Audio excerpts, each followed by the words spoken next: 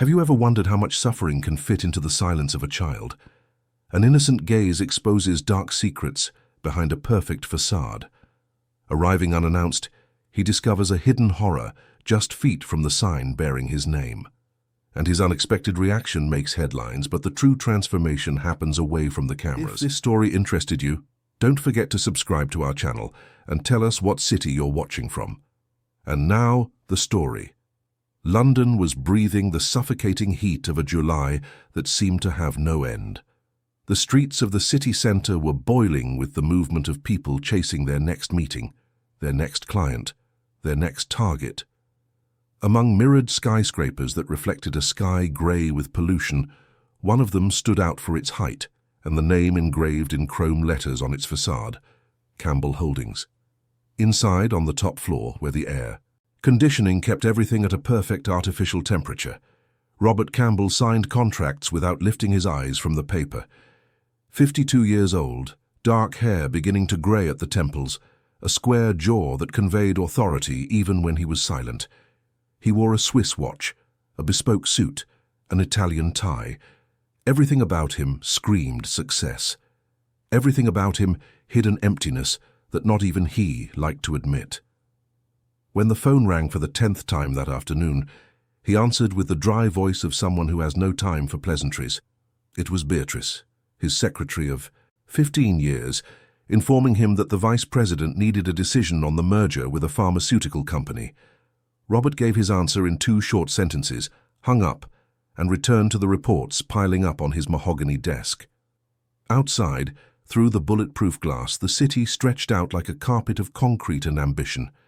He glanced at the view for a second, like someone looking at a painting they have already memorized from seeing it so often, and felt the familiar weight of a question that insisted on returning in the quietest moments. What was all this for, anyway? The answer, he knew, was buried along with Helen, his wife, who had passed away 6 years earlier, taken by an illness that no amount of money could defeat. Since then, the house where they lived, a 3-story mansion in a gated community in Surrey, had transformed into a museum of itself. Designer furniture, works of art on the walls, a heated pool that no one used, an impeccable garden that only the gardener set foot on. Everything remained exactly as Helen had left it, except for her presence. Robert moved through those rooms like a ghost in transit, waking, up early, leaving before sunrise, returning late at night, and barely exchanging half a dozen words with Mrs. Davison, the housekeeper who had been looking after the house since Helen was still alive. Mrs. Davison was a woman in her early 60s, short, plump, with grey hair always tied in a tight bun. She spoke little but observed everything. She had a gift for reading people's moods by the way they closed a door, by the tone they used to say "good morning," by the time they spent staring at their own plate before eating. And what she saw in Robert day after day was a man running from himself under the excuse of work. He would wake up at 5 in the morning, have coffee alone while reading emails on his phone, leave at 6, return at 10 at night, eat something quick, lock himself in his study and only go to sleep after midnight. Weekends were for remote meetings, business dinners, charity events where he had to show up, smile for photos, shake hands. He never stopped. He never allowed himself to stop. But there was something that made him feel, even from a distance, that he wasn't. Just a contract signing machine. Every month, Robert received detailed reports on a social project his company had maintained for almost 10 years, the Living Hope School, located in East London in a neighbourhood called the Olive Gardens Estate. It was an institution that served orphaned and extremely vulnerable children, offering full-time education, 3 meals a day, psychological support, and cultural activities. The project was born from an idea of Helen's, who had always dreamed of doing something concrete for children who had no one. After she was gone, Robert turned that dream into one of the company's largest social investments. He renovated the building, hired a qualified team, bought state-of-the-art equipment, and guaranteed funding for everything. In the interviews he gave, he always mentioned the school as proof that capitalism could also have a heart. The business magazines loved the story. The investors applauded. Robert convinced himself that he was honoring Helen's memory. The problem was that he almost never went there. He received photos of events, videos of dance performances, academic performance spreadsheets, reports on the children's health. Everything arrived organized, neat, optimistic. The director, a woman named Sonia Martin, was efficient, well-spoken, mastered the numbers, and won everyone's trust. On the few occasions Robert appeared to inaugurate a new sports court or attend a summer fair to take pictures with the press, Sonia would greet him with broad smiles, prepared speeches, and rehearsed children singing welcome songs. He would sign checks, shake little hands, pose for selfies and leave, believing he was fulfilling his role. He never stayed long enough to see what happened when the cameras left. He never asked the children what they truly felt. He never lingered in the hallways to hear what wasn't in the reports. Mrs. Davison, who occasionally dared to offer an opinion, had once said to him one morning when she saw him flipping through another dossier full of colorful charts about the school, "Mr. Campbell, you talk so much about this school, but you hardly ever go there. Do you think you really know the children you say you're protecting?" Robert had lifted his eyes from the paper, given a tired half smile, and replied that he trusted the team, that he couldn't be everywhere at once, that the money he put in was already more than most people did. Mrs. Davison didn't insist, but the sentence lingered, haunting Robert's thoughts, on the nights when sleep was slow to come. Meanwhile, miles away in East London, within the yellow-painted walls of the Living Hope School, a very different reality was unfolding. The building was, indeed, beautiful. It had spacious classrooms, clean bathrooms, a well-stocked library, a large cafeteria with formica tables and sturdy plastic chairs. On the walls, colorful murals with children's drawings and motivational phrases. In the yard, a new sports court, freshly painted playground equipment, a garden with flowers. To anyone passing by outside or coming for a guided tour, everything seemed perfect. But behind the official photos, inside, the classrooms, in the silent corridors during rest periods, during lunch hours when the doors closed, there were stories that no report told. Among the 80 children served by the school, there was a girl who had just turned 5. Her name was Anna Clare. Too thin for her age, with enormous brown eyes and a small frightened face, brown hair cut haphazardly, and donated clothes that were always a little too big. Anna Clare had arrived at the school 3 months earlier, brought directly from a municipal shelter after being found alone in a park, sitting under a bench, clutching a dirty one-armed rag doll. No one knew for sure what had happened to her parents. The social worker who handled the case spoke of abandonment, a history of neglect, deep trauma. The girl barely spoke. She cried easily. She had nightmares. And above all, she refused food. Since her arrival, Anna Clare had become a problem for the cafeteria staff. Every time lunchtime approached, she would start to tremble, to shrink, to look for a corner where she could hide. When they sat her at the table, she would look at the plate as if she were seeing something threatening. She would poke at the food with her fork, push the rice from one side to the other, lift the spoon to her mouth, and let it fall before swallowing. The cooks, middle-aged women accustomed to dealing with difficult children, tried to encourage her with patience. "Come on, dear, just one little spoonful. Look how tasty it is. The other children are eating, see?" But Anna Clare would shake her head, bite her lower lip, and hold back tears. The person who took on the role of dealing with Anna Clare was the teacher in charge of the youngest class, a woman in her 40s named Elaine Cross. At first glance, Elaine seemed like the kind of educator any social project would love to have. She was well-spoken, had an extensive resume, diplomas hanging on the wall, was punctual, organized, and knew how to behave in meetings with donors. The director, Sonia, trusted her blindly, always praising her in public, saying she had a firm hand and knew how to keep the children in line. The reports on Elaine's class were always impeccable. The children showed good performance, learned quickly and obeyed. During guided tours, Elaine was always the teacher chosen to show the classroom, to explain the methodology, to display neat notebooks. But behind that veneer of efficiency, Elaine hid something she herself called a corrective method. For her, poor children couldn't be picky.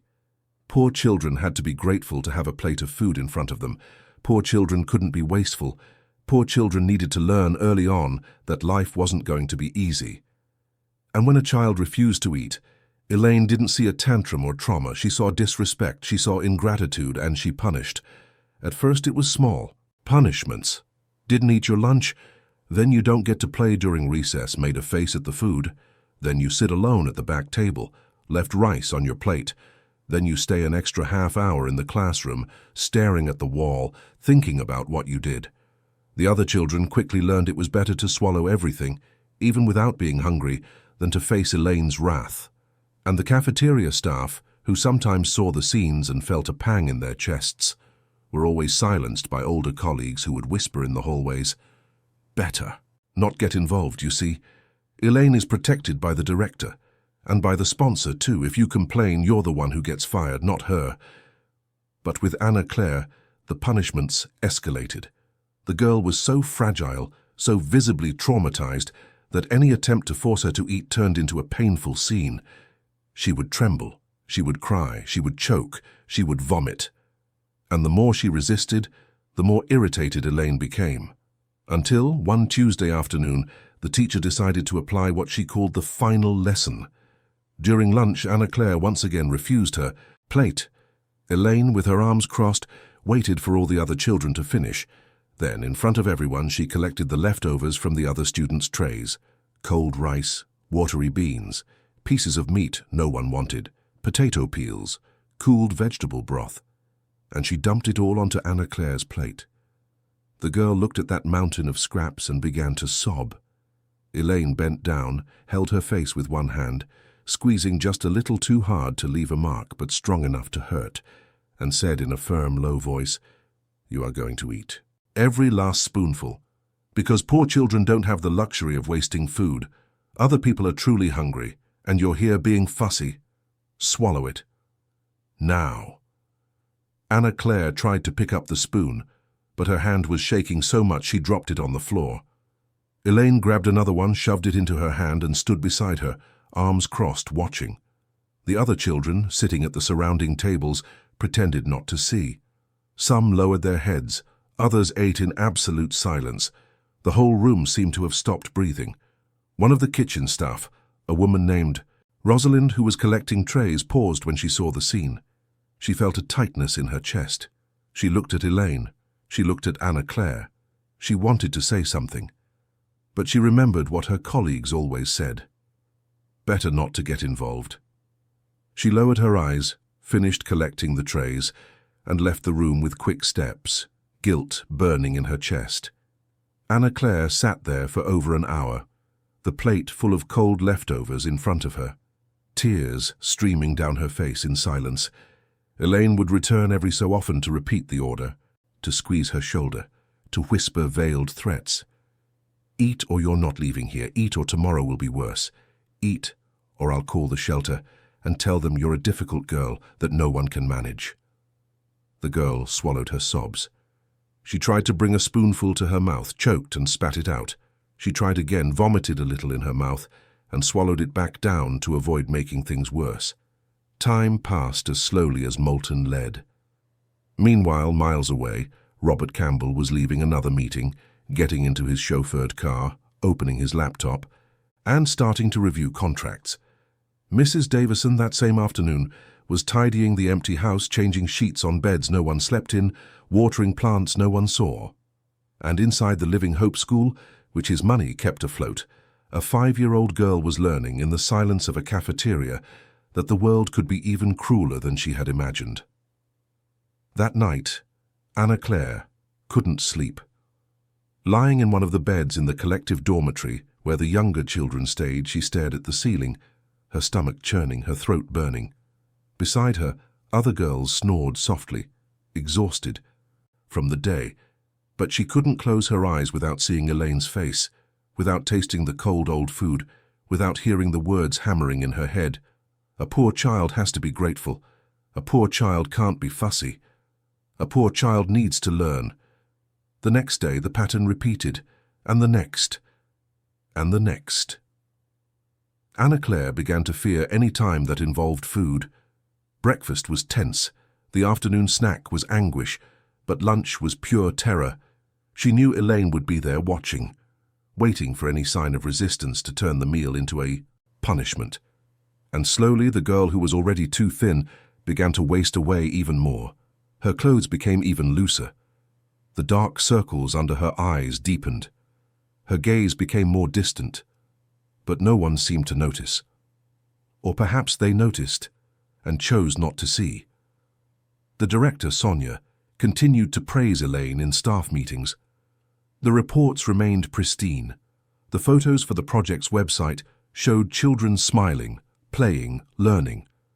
And Robert Campbell continued to sign checks, believing his money was making a difference, never imagining that, at that very moment, inside the institution that bore his name on the inauguration plaque, a child was being destroyed from the inside out in the name of discipline. Until, one Thursday afternoon, something changed. Robert was in his office when Mrs. Davison entered without knocking, something she never did. He looked up, surprised. She had an expression he couldn't decipher. It wasn't anger.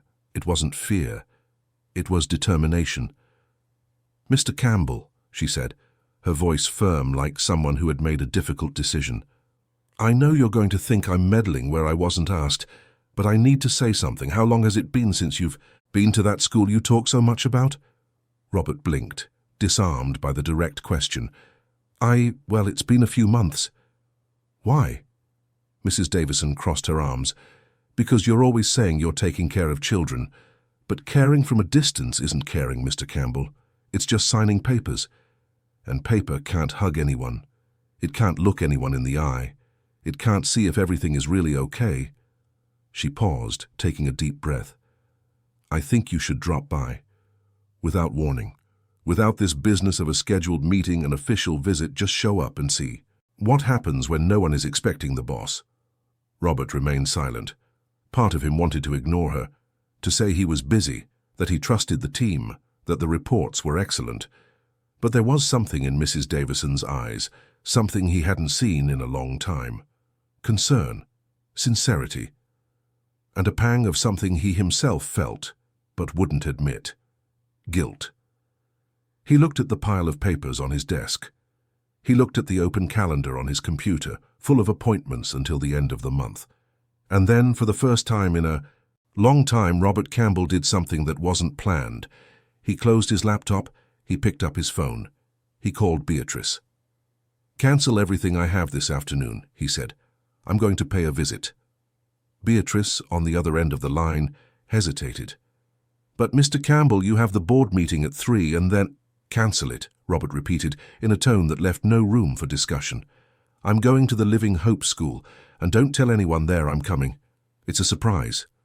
Mrs. Davison, still standing in the office doorway, allowed herself a small smile. Robert grabbed his jacket, went down to the garage and got in the car. The driver asked for the destination.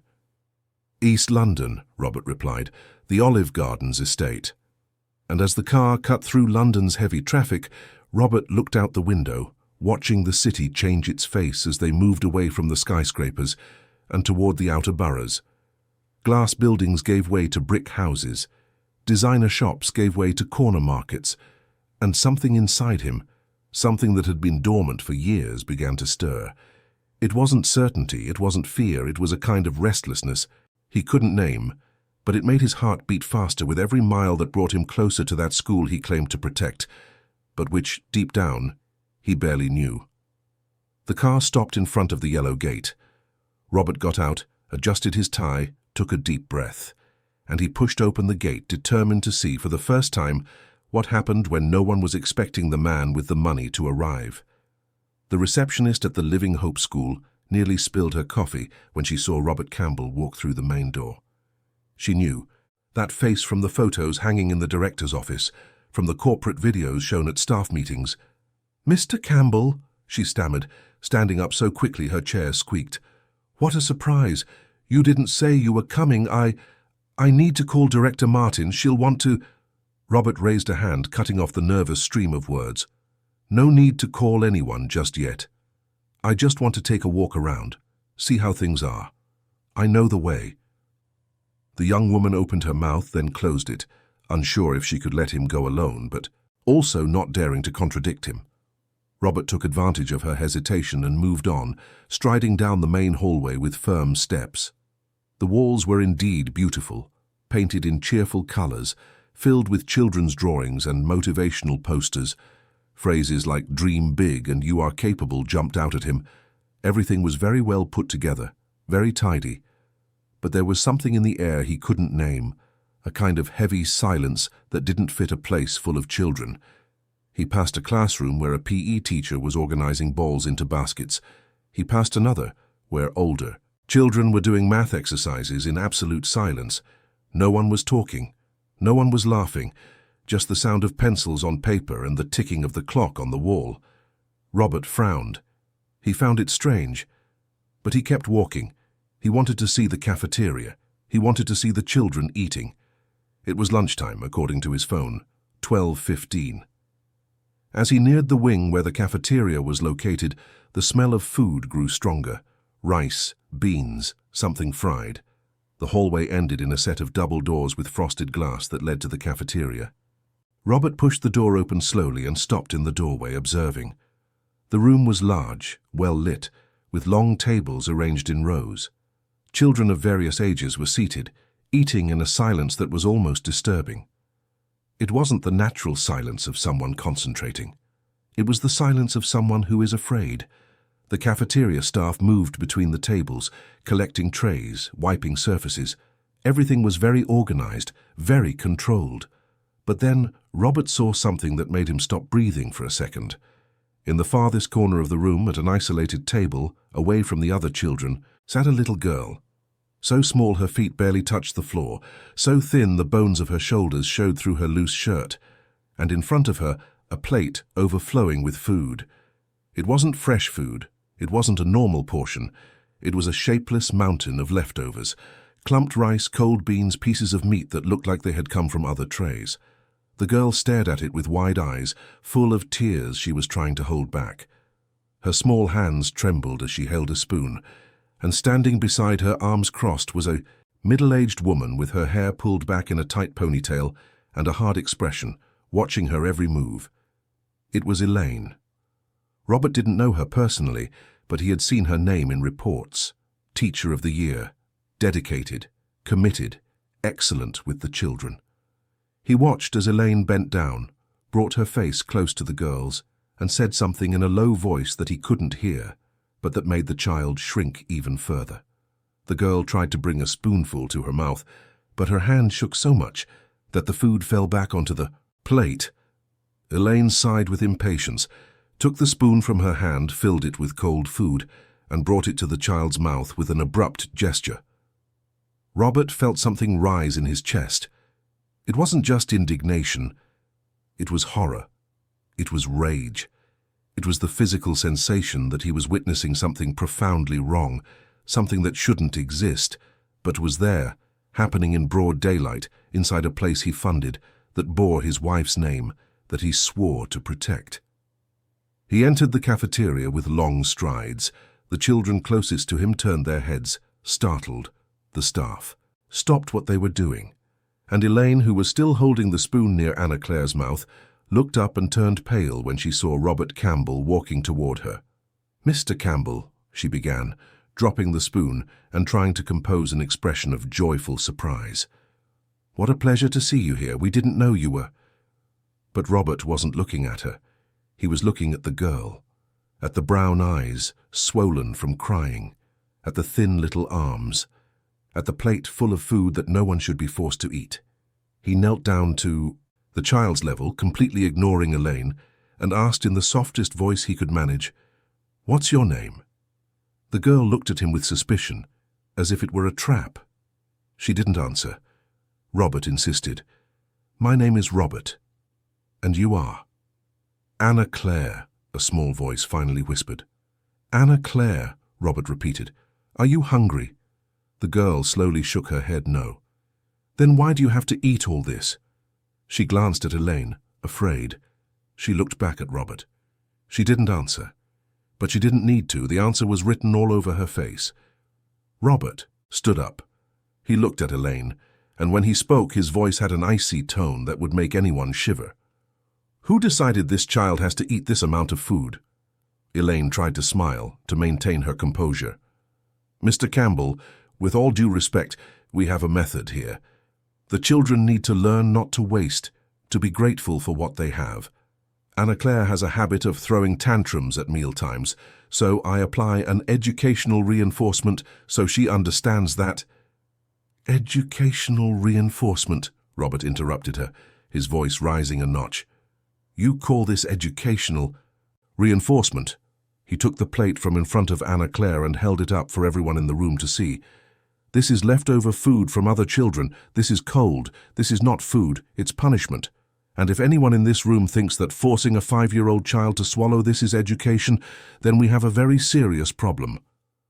The silence that fell over the cafeteria was thick, heavy. The children stared with wide eyes. The staff were paralyzed. Elaine tried to argue, her voice beginning to falter. Mr. Campbell, I was just trying to teach. Responsibility, Enough, Robert cut her off sharply. Enough explanations, enough methods, enough. He placed the plate back on the table, but far from Anna Claire. Then he knelt down again, at the girl's level, and held out his hand. Do you want to come with me? The child looked at that large adult hand, and for a moment it seemed she would pull back. But there was something in Robert's eyes, something she had never seen before in any adult in that place. It wasn't anger directed at her, it wasn't impatience, it was concern. She extended her trembling, little hand and placed it in his. Robert lifted her into his arms carefully, feeling how little she weighed, how fragile she was. She clung to him instinctively, hiding her face in his shoulder. Robert turned to the staff members who were watching the scene in shock. Did anyone here know what was happening? One of them, Rosalind, the same one who had seen the scene days before and hadn't had the courage to report it, took a step forward, her voice trembling.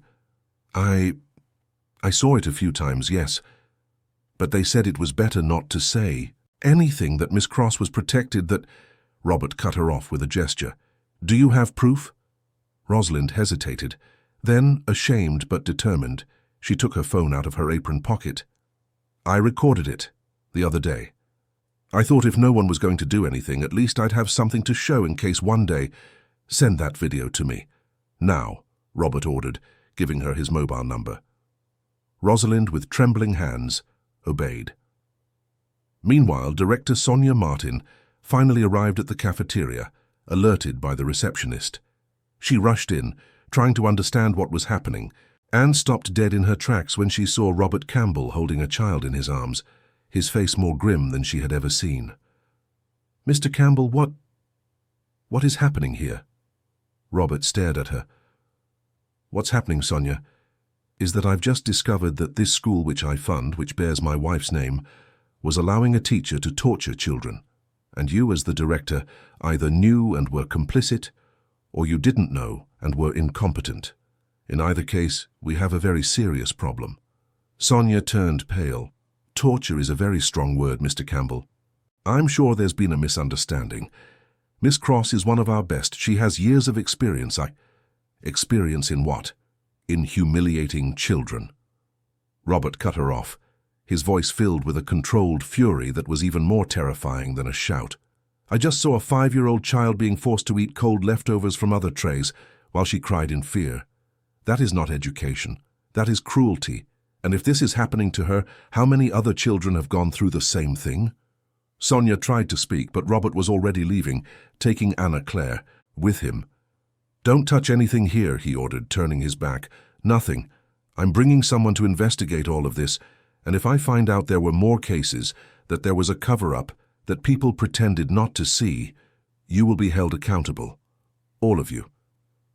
He crossed the cafeteria, went out into the hallway, past the reception where the young woman was still frozen in shock, pushed open the glass door, and stepped out into the sunlight. The driver, who was waiting in the car, saw his boss coming with a child in his arms, and his eyes widened.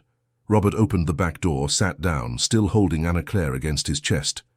To the London clinic, he said, and call Mrs. Davison. Tell her to prepare a room in the house. We're having a visitor.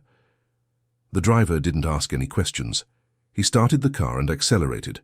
During the drive, Anna Claire was quiet, huddled against Robert, still trembling. He didn't really know what to do. He wasn't used to children. He had no children, no young nieces or nephews. The last time he had held a child in his arms had been at a charity event, just for a photo. But now, with that frail little body trembling against him, he felt a wave of emotion he hadn't expected. He felt guilt. He felt angry at himself. He felt an urgent need to fix this, to protect this girl, to ensure no one ever touched her like that again. "Anna Claire," he said softly, "are you okay?" She didn't answer. "Are you hungry?" She shook her head no. "Thirsty?" She hesitated, then nodded, yes. He asked the driver to stop at a service station, bought a small bottle of water, returned to the car and offered it to her. Anna Claire took it with both hands, drank a small sip, then another. Robert noticed that even drinking she did it fearfully, as if expecting someone to yell at her at any moment. "We're going to the doctor, okay?" he said, trying to sound reassuring. "Just to make sure you're all right. No one is going to hurt you, I promise." At the hospital, Robert requested that the staff run every possible test: pediatrician, nutritionist, psychologist, everything. While they waited for the results, he sat in a chair in the waiting room, with Anna Claire still on his lap because she didn't want to get down. He took out his phone and started making calls. He called the company's lawyer. He called a trusted social worker who had worked with the foundation on other projects. He called an investigative journalist he knew. He called the police and filed a report. And as he did all this, he looked at the girl sleeping against his chest and felt an enormous weight on his shoulders.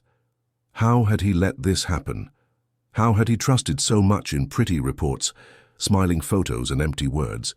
When the doctor finally called them, Robert entered the consulting room holding Anna Claire by the hand.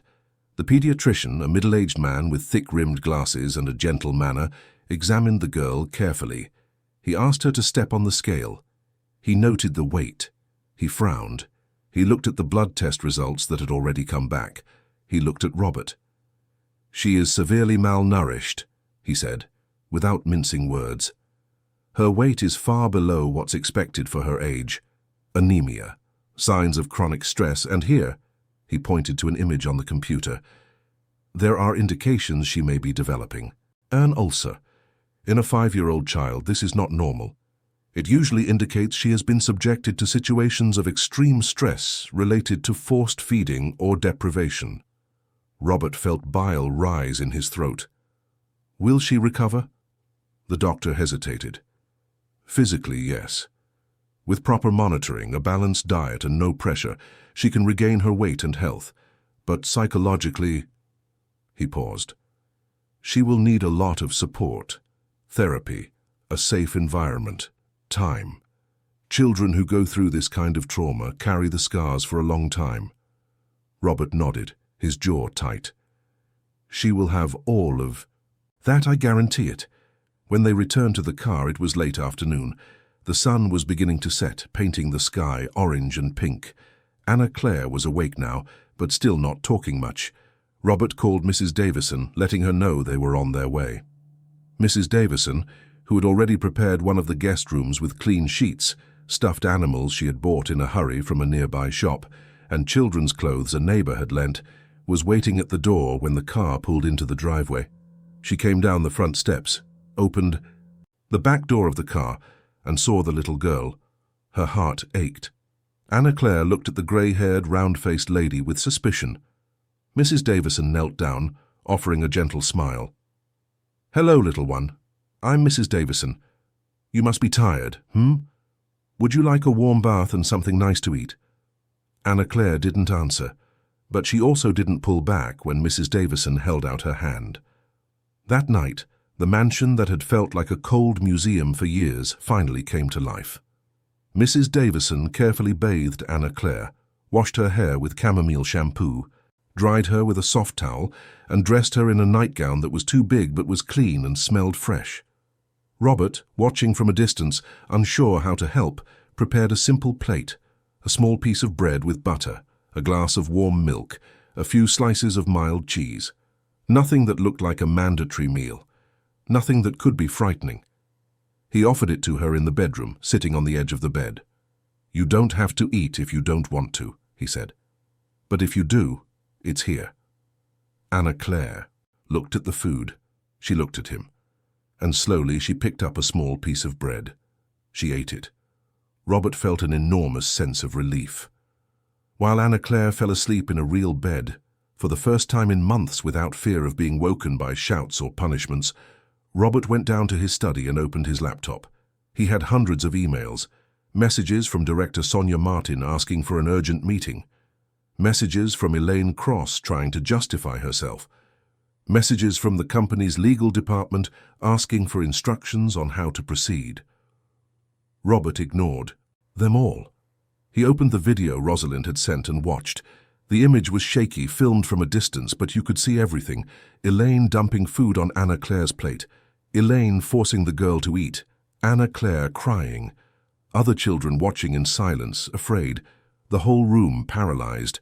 Robert felt a wave of anger so intense he had to close his eyes and take a deep breath. When he opened them again, he wrote an email to his lawyer with a single subject line: full prosecution of Elaine Cross and total investigation of the Living Hope School. In the body of the email, he attached the video and wrote, "I want everything investigated. Security cameras, employee testimonies, old reports, everything. And I want the police officially involved. I don't want to cover up anything else." He pressed send and closed the computer. Mrs. Davison appeared at the study door with 2 cups of tea. She handed one to him and sat in the armchair opposite. "How is she?" Robert asked. "Sleeping," Mrs. Davison replied. "She must be exhausted. Poor little thing. So small, and she's already been through so much." They sat in silence for a moment, drinking their tea. Then Robert spoke, his voice tired. "I should have gone sooner. I should have seen." Mrs. Davison shook her head. "There's no use blaming yourself now, Mr. Campbell. What matters is that you saw, and you did something. A lot of people see and pretend they didn't. You didn't pretend. If you were in Robert's place, would you have acted the same way, or would you have done something different? Tell us in the comments." In the following days, the story began to leak. Someone from the school, probably an employee, told an acquaintance who worked for a news portal. The headline came out on Monday morning: "Millionaire businessman exposes abuse at school he funded." The news spread like wildfire. Social media exploded. Journalists called non-stop. TV cameras camped out in front of the school. Parents of other children began to show up, demanding explanations, wanting to know if their children had also been mistreated. Director Sonia Martin tried to give an interview defending the institution, but the story of the video had already leaked, and she couldn't sustain the narrative that it was all a misunderstanding. The police opened a formal inquiry. Elaine was suspended, charged with child abuse and psychological torture. Other allegations began to surface. One mother said her son came home from school with punishment marks.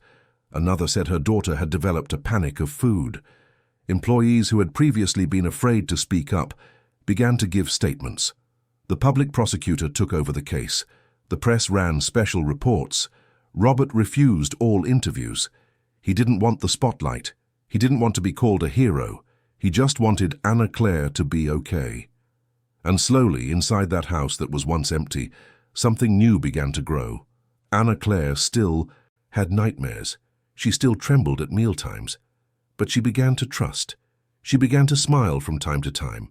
She began to call Mrs. Davison Auntie Davison. And Robert, who had never been called Dad by anyone, felt for the first time that maybe, just maybe, he could learn to be something more than a man who signs checks. The transformation was just beginning, and the road would be long. But for the first time in a long time, Robert Campbell wasn't running. He was staying, and that, he discovered, made all the difference. Anna Claire's first days in the house were a mix of fear and discovery. She would wake up in the middle of the night, startled, not understanding where she was. She would get out of bed carefully, as if afraid of making a noise, and stand in the middle of the room, trembling. It was on one of these nights that Robert, who also wasn't sleeping well, heard a soft sound coming from the hallway. He got up, put on his robe, and left his room. He found Anna Claire standing in the dark hallway, in her nightgown, clutching the rag doll that Mrs. Davison had found in an old trunk. "Hey," he said softly so as not to startle her. "Are you okay?" Anna Claire jumped, turning to him with wide eyes. "Sorry," she whispered, her voice thin and terrified. "I didn't mean to make noise, I just—" "It's all right," Robert interrupted, kneeling to be at her level. "You didn't do anything wrong. You can make noise here. You can walk around the house. You can go to the kitchen. You can go to the living room. This is your home now." Anna Claire looked at him with suspicion, as if she didn't. She believe it. "My home," she repeated. Robert nodded. "Your home." That night he did something he had never done in his life. He sat on the hallway floor, leaned his back against the wall, and just stayed there, keeping her company. Anna Claire, after a while, sat down next to him, leaning against the wall too. They stayed like that for half an hour, in silence, until she began to blink slowly and her head drooped to the side, resting on his shoulder. Robert froze, unsure whether he should move. He decided not to. He stayed there until she was fast asleep. Then carefully he picked her up, carried her back to her room and laid her in bed. She snuggled between the pillows, holding the doll. Robert pulled the blanket up to her chin and left the room silently, feeling something strange and unfamiliar in his chest, something that felt like responsibility, like affection, like purpose. The next morning, Mrs. Davison prepared a simple breakfast: scones, sliced fruit, orange juice, nothing that resembled a cafeteria, nothing that seemed obligatory. She set it all on a low table on the veranda, where the sun streamed in gently and birds sang outside. Anna Claire came down the stairs slowly, holding the banister, still wary. When she saw the table, she stopped. She looked at Mrs. Davison. "Do I have to eat it all?" she asked, her voice trembling. "No, my love," Mrs. Davison replied, her heart aching. "You eat what you want. If you don't want to eat anything, that's fine too. No one will force you." Anna Claire approached slowly, like a frightened little animal. She looked at the fruit. She picked up a piece of watermelon. She ate it. She waited for a reaction, nothing. Mrs. Davison just smiled and continued folding towels she had brought from the laundry. Anna Claire picked up another piece. She ate it. And then, for the first time in a long time, she ate because she wanted to. She ate slowly, savoring it. She ate without fear. Robert, who was watching from a distance, sat down at the table and picked up a scone. "This is good, isn't it?" he commented casually. Anna Claire nodded, her mouth full. Robert smiled. It was a small smile, but a real one. And Anna Claire, seeing that smile, risked one of her own, small, timid. But it was there. The days passed, and a routine began to form. Robert cancelled appointments, rescheduled meetings, delegated responsibilities he had never delegated before. For the first time in his adult life, work was no longer the #1 priority. He spent his mornings at home. He had breakfast with Anna Claire. He watched cartoons with her in the living room, something he had never done in his life. He discovered she liked to color. He bought boxes of colored pencils, drawing pads, paints.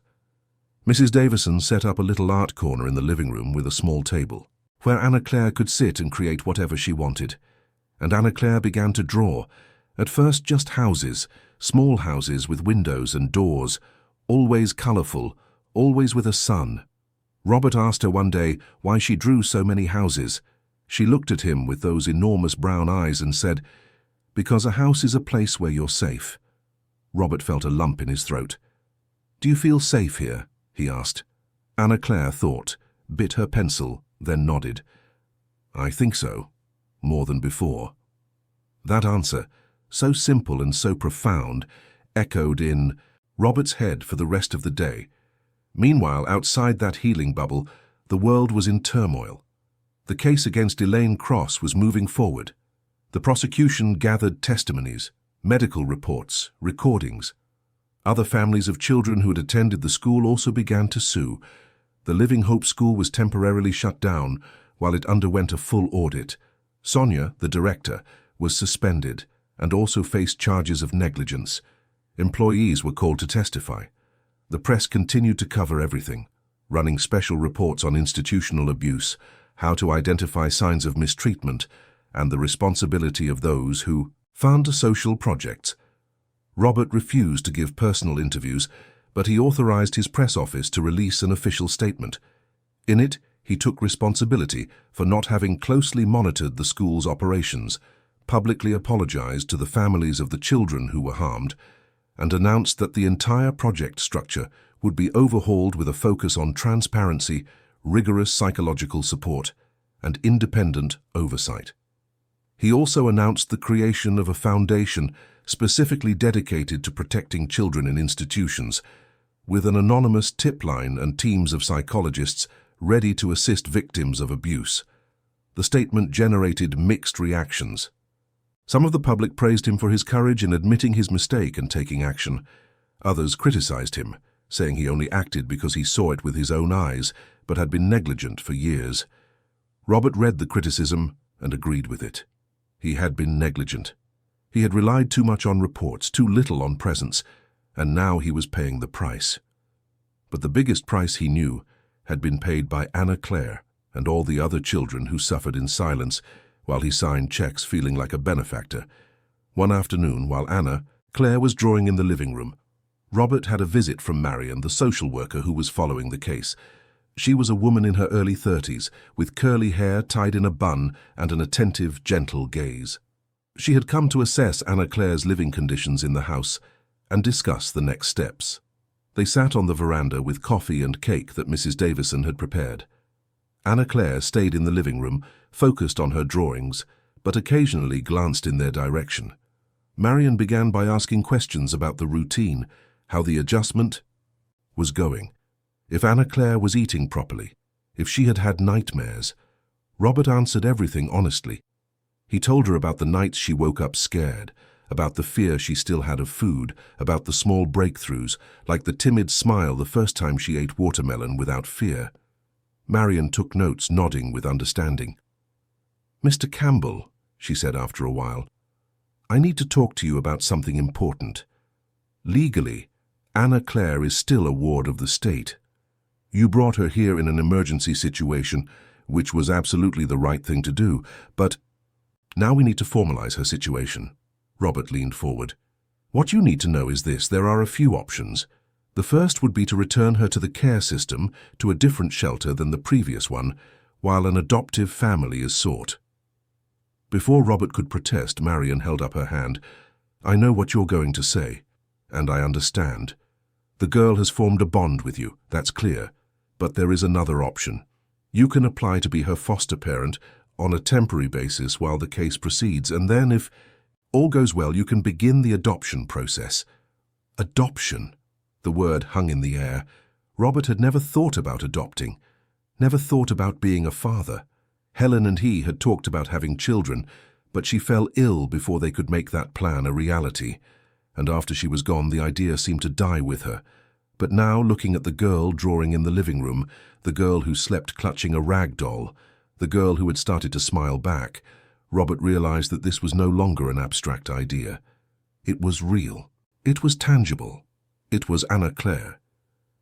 "I want to," he said, his voice firm. "I want to apply to be her foster parent. And then, if she wants, I want to adopt her." Marion smiled. "I was hoping you would say that, but I need you to understand. It won't be easy. There will be evaluations, visits, interviews. They will question whether a single man can raise a girl alone. They will question your motivations. They will look at your routine, your home, your history. And Anna Claire will also undergo psychological counseling to see if this is what she really wants. Nothing is guaranteed." Robert nodded. "I understand, and I'm ready." In the following weeks, the house became a parade of professionals: psychologists who talked with Anna Claire, social workers who assessed the facilities, pediatricians who monitored her recovery. Robert opened up everything. He answered every question, no matter how invasive. He showed them the routine, the food, the room he had set up for her. Mrs. Davison was also interviewed, talking about how the girl was developing, how she was gaining weight, how the nightmares were diminishing. And slowly, Anna Claire began to talk more. She began to talk about her time at the school, about Miss Cross, about the fear she felt every time she saw a plate of food, about how no one helped because everyone was afraid. The psychologist on the case, Dr. Beatrice, a woman with white hair and a sweet voice, worked with her using drawings, games, and light conversation. She never forced, she never pushed. And slowly, Anna Claire began to open up. She began to let out the pain that was bottled up inside, and she also began to heal. One day, Dr. Beatrice asked to speak with Robert alone. They sat in the study, she with a folder full of notes. "Mr. Campbell," she began, "I think it's important for you to understand the extent of the trauma Anna Claire has experienced. She wasn't just physically abused, although the malnutrition and signs of stress are severe. She was psychologically traumatized.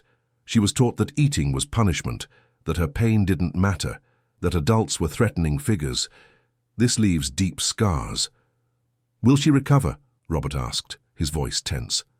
"With time, yes," Dr. Beatrice replied. "But it will be a long process. She will have setbacks. She will have bad days. There will be moments when the fear comes back, and you need to be prepared for that. You need to have patience. You need to understand that love alone doesn't heal trauma. It takes consistency, presence, therapy, and time." Robert absorbed every word. "I'll do whatever it takes," he said.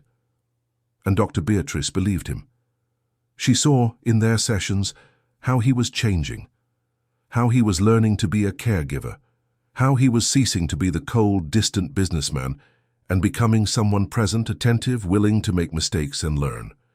She also saw how Anna, Claire, was changing, how she was starting to call him Uncle Robert, how she would run to him when he came home, how she would ask him to read her stories before bed, something she never asked for in the beginning. And Robert discovered that reading stories to a 5-year-old was one of the most important things he had ever done in his life. He discovered that sitting on the floor to assemble a jigsaw puzzle was worth more than any business meeting. He discovered that Anna Claire's smile when she learned something new was more gratifying than any signed contract. He discovered finally what Helen had tried to tell him so many years before, that success isn't measured in money, but in presence, in moments, in small gestures that build great bonds. 3 months after the rescue, Marion returned with news. The temporary custody process had been approved. Anna Claire could officially stay with Robert while the adoption process was underway. But there was a condition. He would have to drastically reduce his workload, ensure he had time for her, and guarantee that her upbringing would not be delegated to nannies and staff. Robert didn't hesitate. That same week, he promoted the company's vice president to CEO, took on only the role of a strategic advisor, and reduced his work schedule to 3 days a week. He sold the enormous mansion and bought a smaller, cozier house in a quiet area near a lake, far from the chaos of the big city. The change was liberating. The new house didn't have the coldness of the old one. It was a single-story home, with a porch overlooking the lake, a yard with trees, and a spacious kitchen where Mrs. Davison prepared homemade meals and Anna Claire helped stir the cake, batter. It had less luxury, but it had more life. Robert would wake up in the morning and see the sun rising over the water. He would have breakfast with Anna Claire on the porch.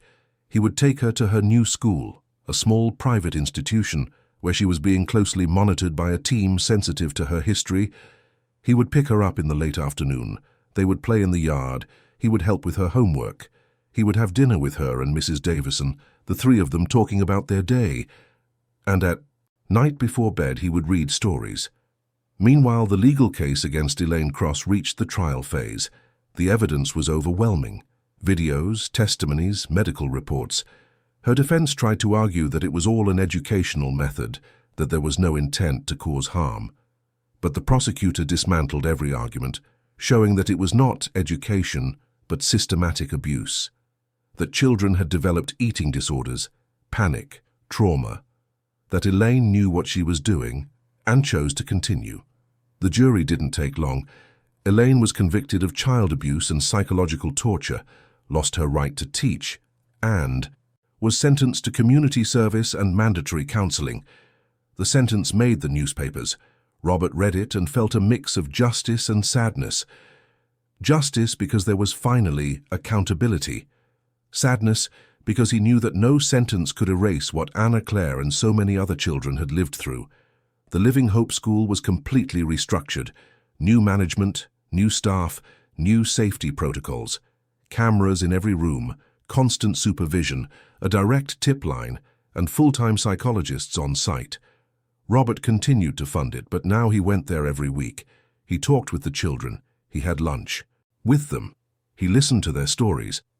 And he also created the Anna Claire Foundation, specifically aimed at protecting children in institutions, offering legal, psychological, and financial support to families who reported abuse. And Anna Claire grew. Slowly she gained weight. Her eyes stopped looking so large in her thin face. Her hair grew, and Mrs. Davison learned to braid it.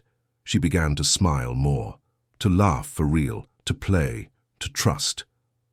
And 1 year after the rescue, on a sunny Saturday morning as they were having breakfast on the porch, Anna Claire looked at Robert and asked, "Uncle Robert, can I call you Dad?"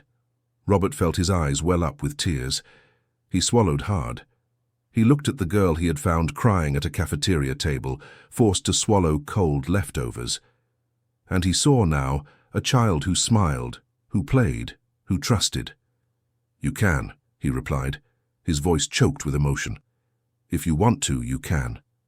Anna Claire smiled, that huge, genuine smile that lit up her whole face. "Then I will. Dad." Robert couldn't hold back the tears. He let them fall, and he hugged her tightly, feeling that this was the most important moment of his life, more important than any deal closed, any award received, any newspaper headline. That hug was worth more than anything, because it was real, because it was love, because it was, finally, presence. The years passed like pages of a book that had finally found its way. The house by the lake witnessed Anna Claire grow from a frightened girl into a curious teenager, then into a determined young woman. The hair that was once cut haphazardly now fell in brown waves over her shoulders. The eyes that once only knew fear now shone with intelligence and purpose. The body that was once just bones and fragility now had health, strength, life. Robert changed too. His dark hair turned completely grey. The wrinkles around his eyes deepened, but they were wrinkles from smiling, not from tension. The impeccable suit he wore every day gave way to simpler, more comfortable clothes. The executive briefcase stayed put on most days. The man who lived chasing targets now knew the importance of sitting on the porch, doing nothing but watching the sun set over the lake. Mrs. Davison, who witnessed the entire transformation, used to say that Robert had finally learned how to live, not just how to work. Anna Claire attended a private school that respected her pace, her trauma, her history. She had teachers who understood she needed extra patience during lunch breaks. She had classmates who became true friends, who welcomed her without judgment. She had therapy throughout her adolescence with Dr. Beatrice, who monitored every step of her recovery. She had setbacks, yes. There were days when the anxiety returned strongly, and she couldn't eat anything. She had occasional nightmares where Elaine returned with that cold voice saying that poor children need to be grateful.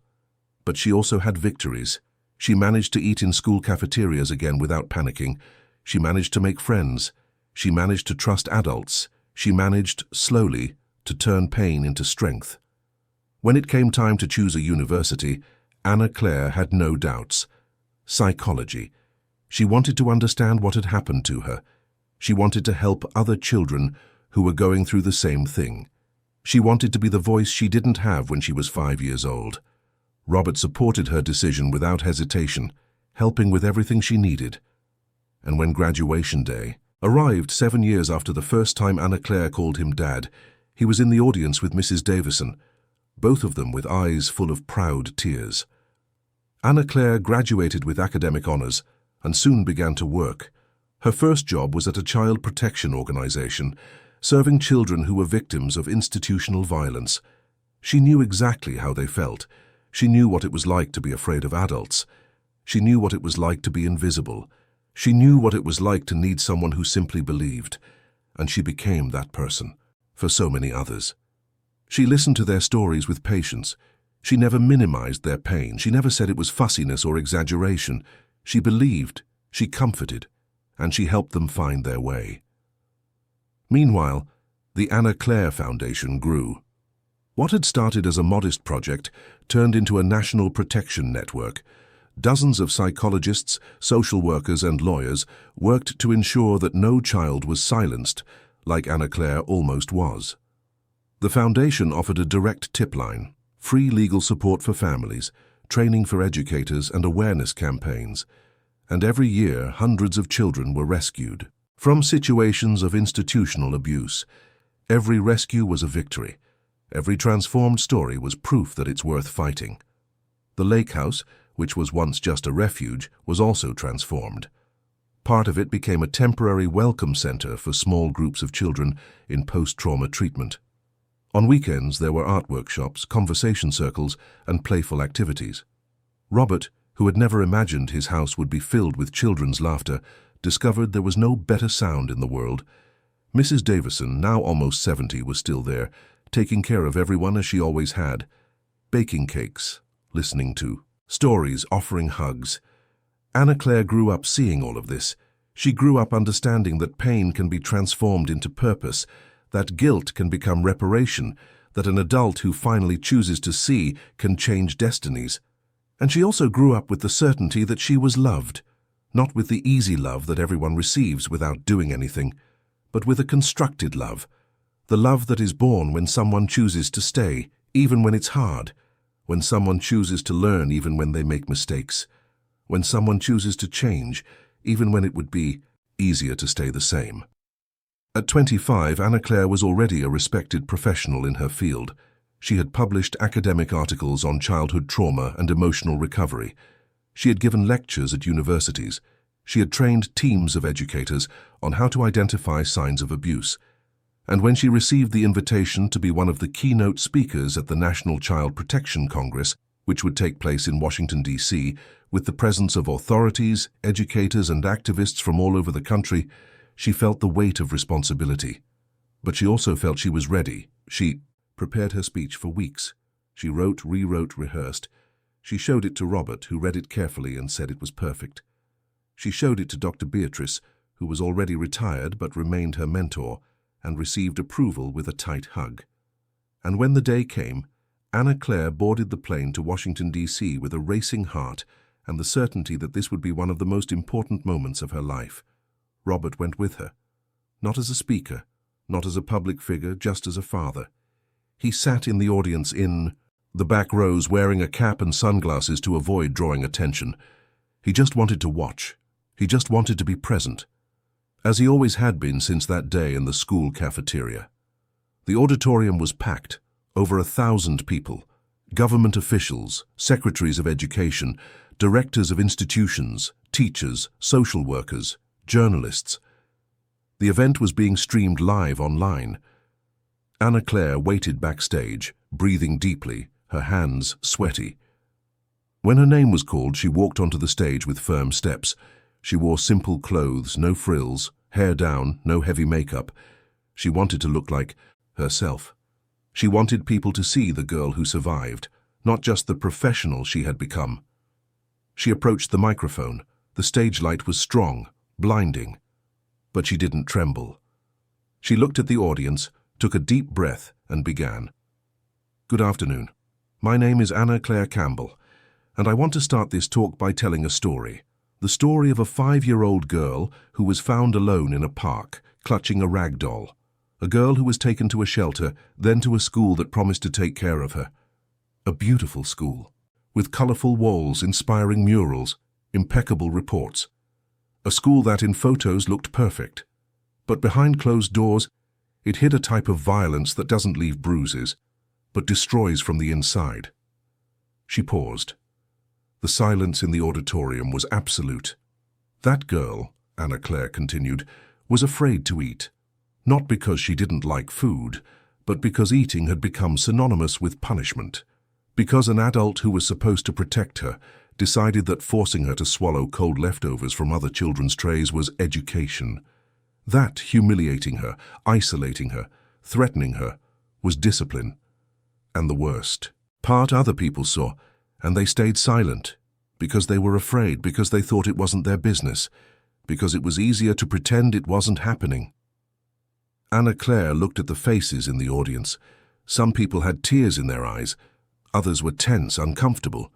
She continued, "That girl was me. And I am here today because one adult, one day, finally chose to see, chose to stop, chose to say that what was happening was wrong. It wasn't easy for him. He had to face his own guilt. He had to admit that he had trusted too much in papers and too little in presence. He had to learn from scratch what it means to truly care. But he learned, and he saved me." Her voice wavered slightly, but she composed herself. "I'm not here to talk about a happy ending, because trauma doesn't have a happy ending. Trauma is something you learn to carry. I still have bad days. I still have triggers. I still fear certain situations.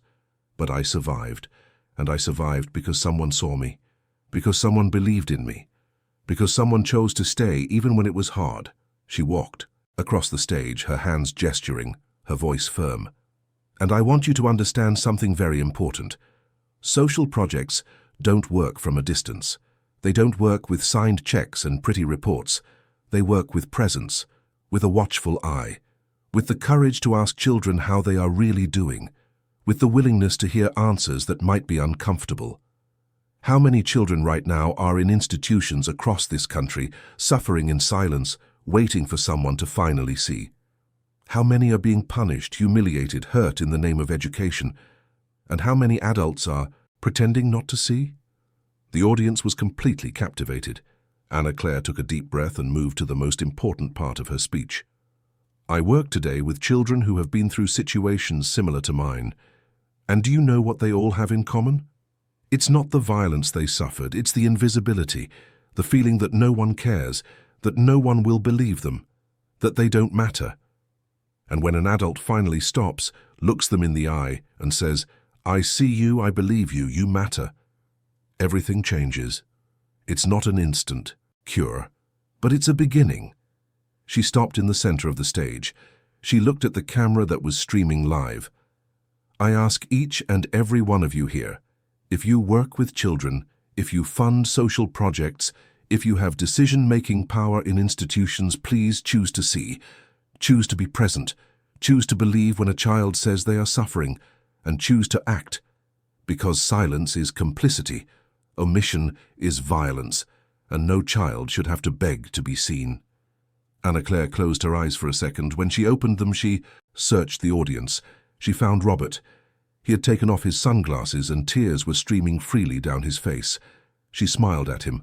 That smile he knew so well, the smile that had started timidly on a porch and now shone on a national stage. "And I want to end by saying something to the man who saved me, who is here in the audience. Dad, thank you. Thank you for choosing to see. Thank you for staying. Thank you for teaching me that love is not just a word, it's presence. And thank you for turning your guilt into action, your money into care, your distance into closeness.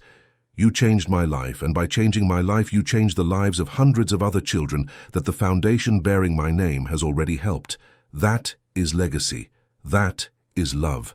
That is what matters." The audience erupted in applause. People rose to their feet. Robert, still crying, stood up too.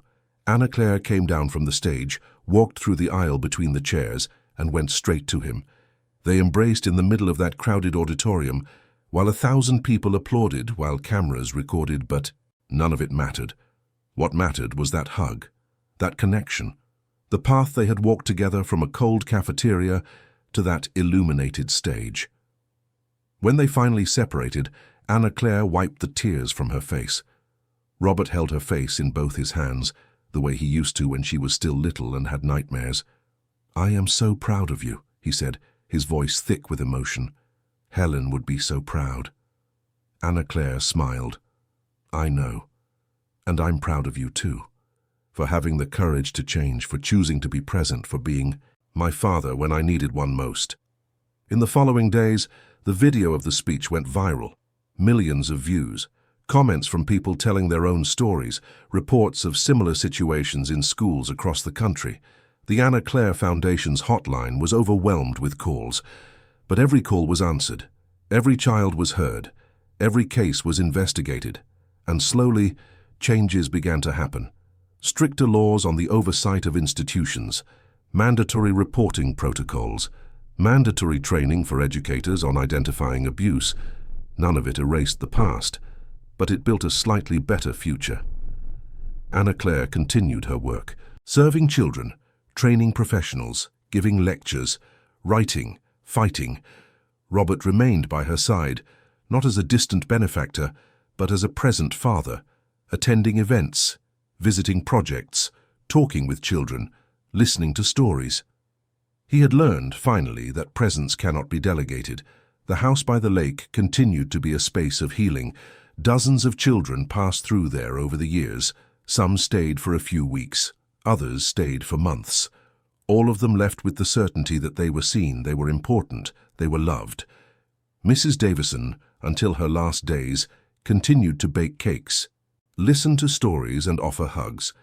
When she passed away at 78, sleeping peacefully in the bed she always slept in, she was surrounded by love. Robert and Anna Claire were by her side, and at the funeral, dozens of children she had cared for over the years came to pay tribute to the grandmother they never had, but were given as a gift. Anna Claire married at 30 to Luke, a teacher she met at one of the Foundation's projects. A kind, patient man who understood her trauma and never pushed. They had 2 children, a girl named Helen, in honor of the grandmother she never knew but whose legacy helped save her, and a boy named Robert, in honor of the grandfather who chose to be a father when no one expected it. The children grew up hearing the story of how their mother was rescued, how their grandfather turned pain into purpose, and they grew up understanding that love is a choice, it is presence, it is the courage to see even when it's uncomfortable. Robert grew old surrounded by love, not the kind of love he had imagined when he was young, made of success and public recognition, but the kind of love that truly matters, made of hugs at the end of the day, of family dinners, of stories told to grandchildren, of knowing that his life had made a real, tangible difference in the lives of real people. He remained active in the Foundation until his final years, always present, always attentive, and when he finally passed away at 82, on a quiet autumn afternoon, it was holding Anna Claire's hand, who whispered in his ear, "Thank you for everything, Dad. You taught me that it's never too late to choose to love for real." The Anna Claire Foundation continues to operate to this day. It has helped thousands of children. It has trained thousands of professionals. It has changed laws, protocols, systems. But, deep down, it all started with a simple choice Robert made that Thursday afternoon. The choice to go to the school unannounced. The choice to look through the cafeteria glass. The choice to enter. The choice to say that what was happening was wrong. The choice to stay. And Anna Claire, who today directs the Foundation and continues to serve traumatized children, carries with her the certainty that a single person can make a difference. A single choice can change everything. A single voice can break silences that seemed eternal. She doesn't forget where she came from. She doesn't forget the 5-year-old girl who cried before a plate of cold leftovers. But she is also no longer just that girl. She is the woman she became. The professional who helps others. The mother who loves. The daughter who was loved. She is living proof that trauma is not destiny. That pain can become strength. That darkness can give way to light, even when the light is slow to come, even when the path is long, even when it seems impossible. Because in the end, what remains are not the pretty reports, nor the official photos, nor the awards on the wall. What remains are the people we choose to love, the lives we choose to touch, the courage we choose to have to see what is hidden and say out loud that it is not right. That is what remains. That is what matters. That is legacy. Dear listeners, we hope the story of Anna Claire and Robert has touched your heart. If you were moved, please click the like button, subscribe to the channel, and tell us in the comments what marked you most in this journey of pain, overcoming, and love. Every day we bring intense stories like this one, which reveal the deepest side of the human soul, which speak of choices that change destinies, of courage that transforms realities. Each story is an invitation to reflect, to feel, to remember that it is never too late to choose true love, the kind that is built with presence, patience, and the willingness to truly see another person. We look forward to seeing you in the next episode, with another story that will stir your emotions and make you believe in the power of human transformation.